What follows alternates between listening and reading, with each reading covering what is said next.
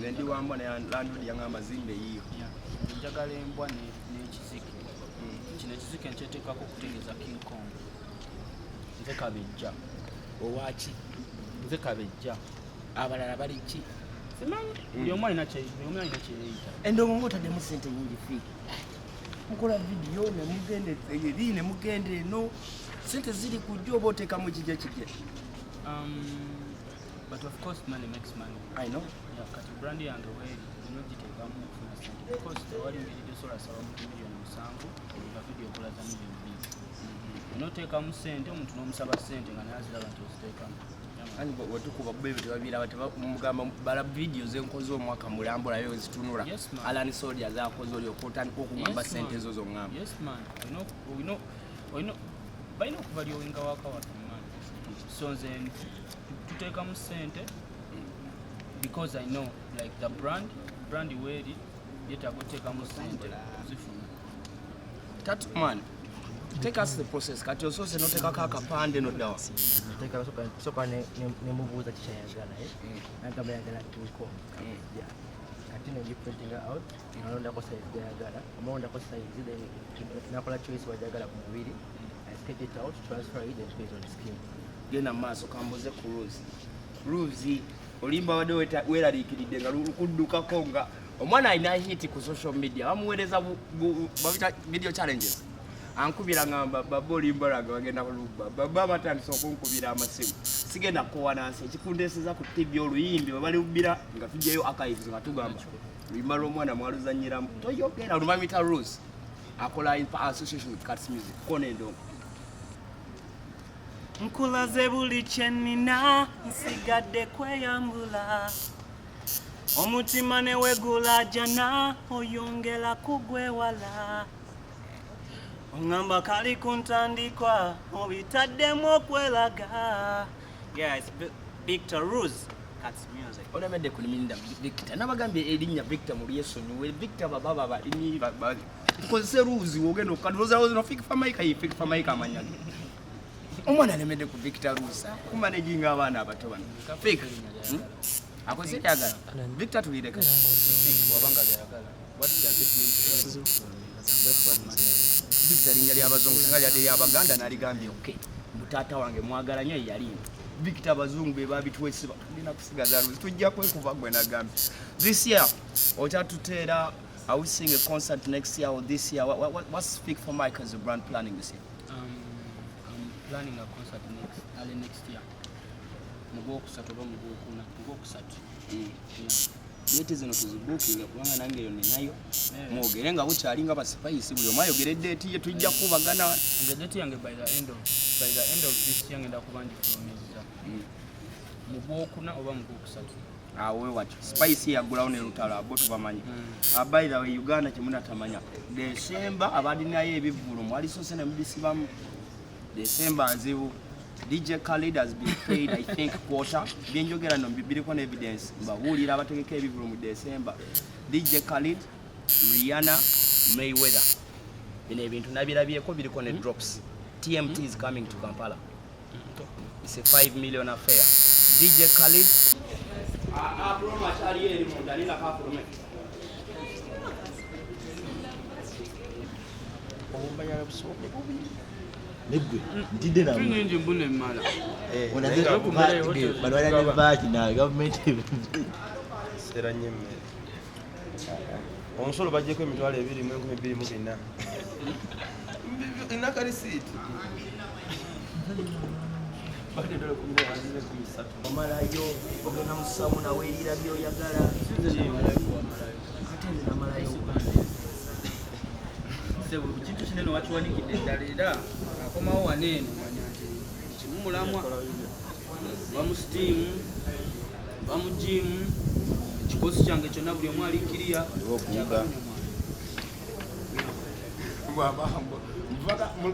akugoba yakola yakuwa ekyokukola mwampatte ne kuzimbamuko just katono ate tiimu olina nene what does everybody do on your team ate ne cost z'okupinga the team kosi nyiza obutazoogera nga manager ebyo naye the manager Fik Fameica ones don't bring me all the t-shirts omusajja ye manager wange yameta Big Sam yanga mitayegera ku kamera zino by the t-shirts company Cuts Music is printing ogenda ziwa abafaani boleero nabagambye ngenda bayisa bulungi bwe ndivaawo mulirabirira abaana bw'anaakuyimbira olimba obulungi anaalukono lwaki temuzena mulidde mweka balina emirimu gye bakola ebyokulya tebaba ebirungi tebaba kati omusajja ono bamuyita lutreda ismaide wanika yaman akola fashion tokwasaganya ebyokwagala n'omwami bamuyita skizi bamuyita rank showmaster dj ono yakwataganya ebyokunyola emmotoka tuleke naffe tulye kubulamu buno katonda yatuwa ketulye aba studio back to the studio see you later palo one love abasigadde introduce yourselves one love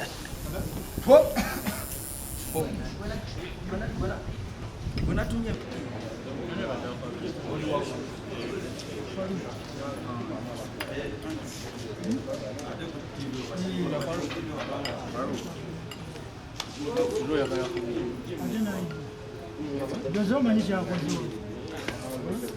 African team down in Barcelona City.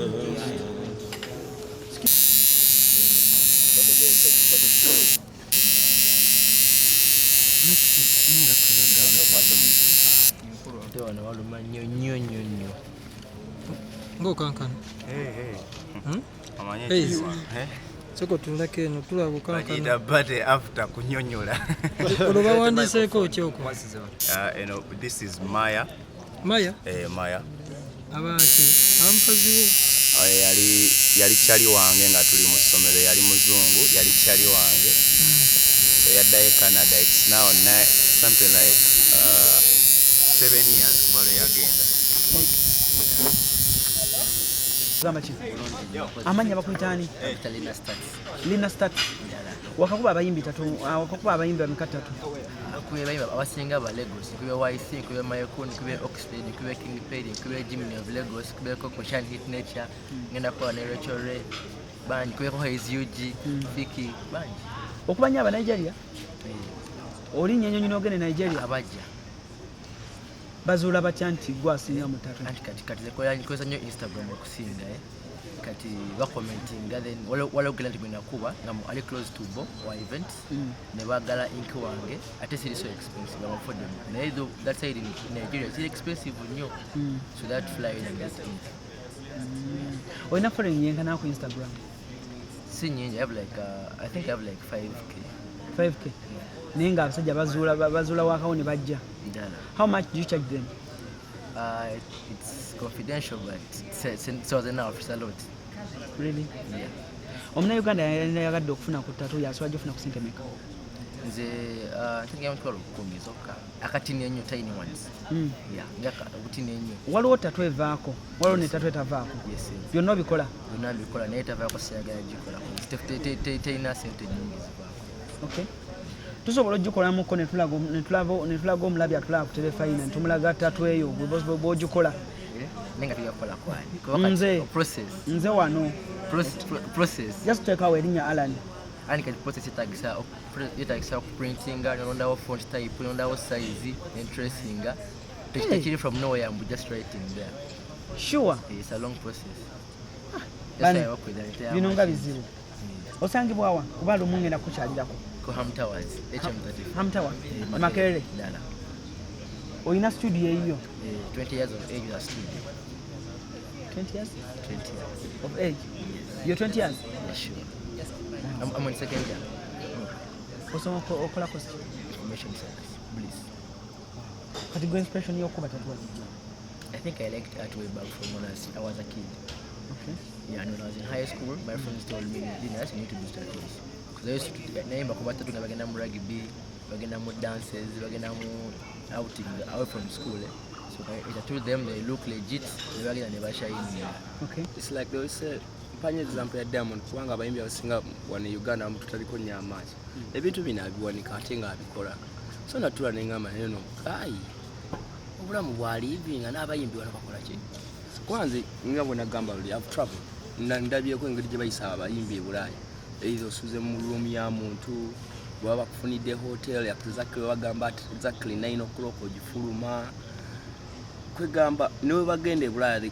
Trust me. Baba babiri nabo biteeke ku social media. Treat jengeno bwana niwe bagenda e Bulaaya tebagifuluma.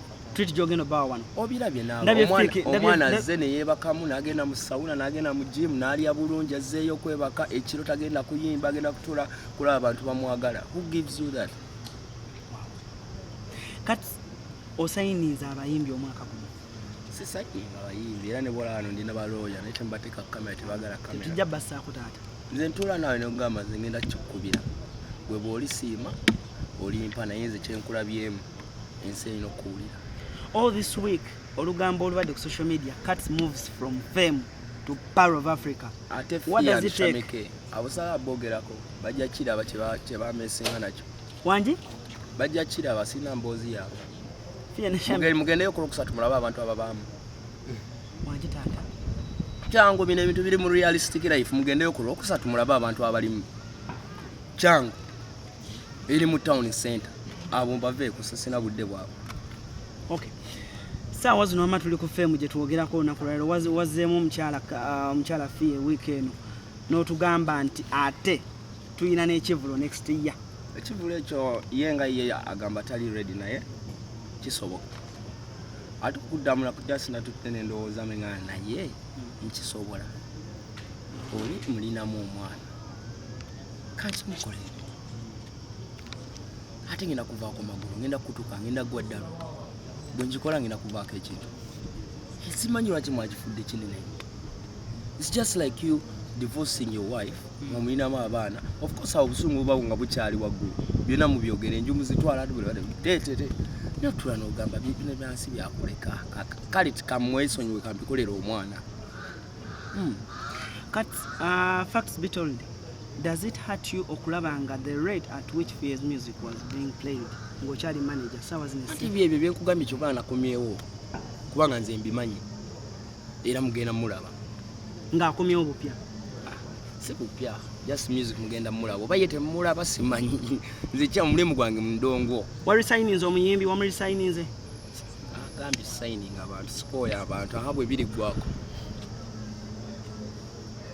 Ene ndongozi ennaku zino akakodyo wakayize music omuteeka ku Cats music nange ngenda okufunira boli ekyange eyo maaso bange YouTube egirerabirira abi tokyakiriza abayimbi kweggulirawo kyano buli omagule we ye naye nyimanyi yange ina following nene toyinza kunkuba gwe omuyimbi gwe nakatandika mu views togenze yange egenda all ku tune covers that means oba ku Shazam, iTunes, SoundCloud.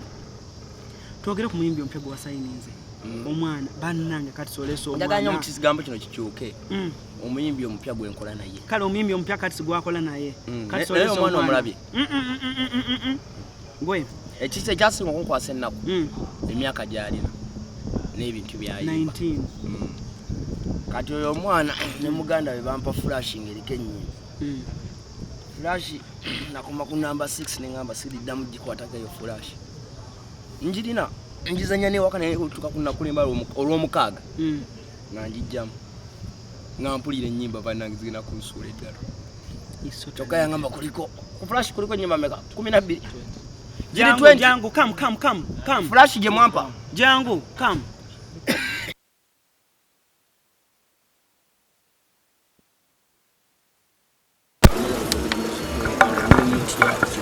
Kingalo, I'm in any doors. If you Fameica, the freshest thing around town. eddoboozi terivaayo nkooye nva kubalaga banyize massage no mugongo yonna yonna. naye katutandikirawo mukikozerenza okuba n'ebivulu nga 8 in only one night. Tufuna tukolezowe apart because gyoko mugenda ng'okikola time etuuka n'okimanyiira kati nze nkoze shows era nkowambukoyi naye enkya era nina shows endala ez'okkuba kati nopowamu yaman. Fik Fameica togereko ku fresh gang, from fresh boy to fresh gang. Why? No, not from fresh boy to fresh gang.